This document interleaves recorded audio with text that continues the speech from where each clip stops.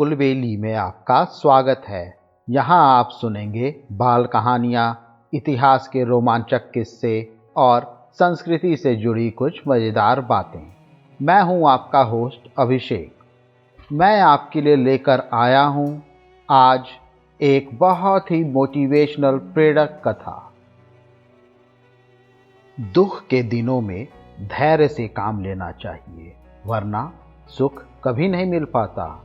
संघर्ष के समय में किन बातों का ध्यान रखना चाहिए, इस संबंध में एक लोक कथा प्रचलित है। कथा के अनुसार पुराने समय में एक व्यक्ति बहुत गरीब था। वह गरीबी दूर करने के लिए बार बार कोशिश करता रहता, लेकिन उसे धन लाभ नहीं पाता। लगातार मिल रही असफलता से वह हिम्मत हार गया और निराश रहने लगा। कुछ दिनों के बाद गांव में एक संत आए। गांव के सभी लोग संत से मिलने पहुंचे। निराश युवक भी संत के पास पहुंचा। उसने संत को अपनी परेशानियां बताई। संत ने उससे कहा कि इस तरह निराश होने से कोई लाभ नहीं मिलेगा। तुम अपनी कोशिश करते रहो।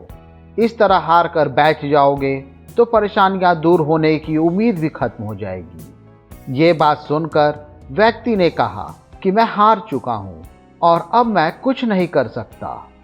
संत को समझ आ गया कि ये व्यक्ति नकारात्मक विचारों से बुरी तरह उलझ गया है।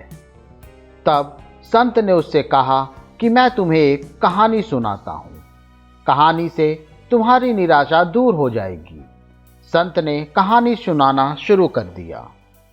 एक छोटे बच्चे ने एक बांस का और एक कैक्टस का पौधा लगाया।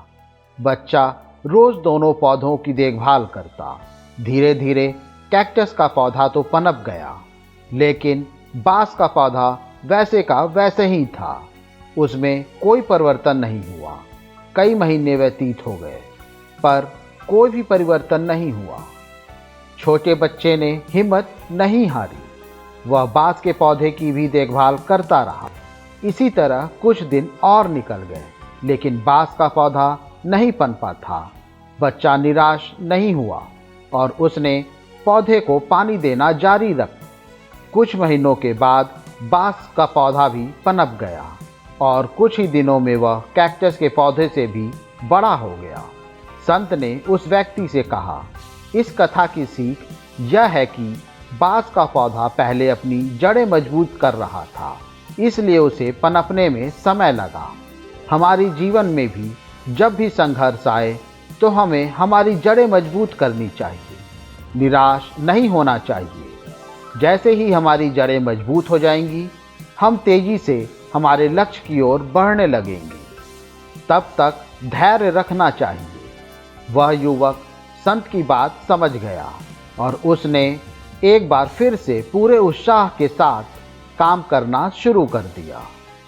मुझे उम्मीद है आपको ये कहानी पसंद आई होगी। ऐसी ही और प्रेरक कहानी सुनने के लिए हमारे चैनल को लाइक और सब्सक्राइब करें। इस कहानी को ज़्यादा से ज़्यादा शेयर करें। जल्द ही मिलते हैं एक और नई कहानी या किस्से के साथ। तब तक के लिए धन्यवाद।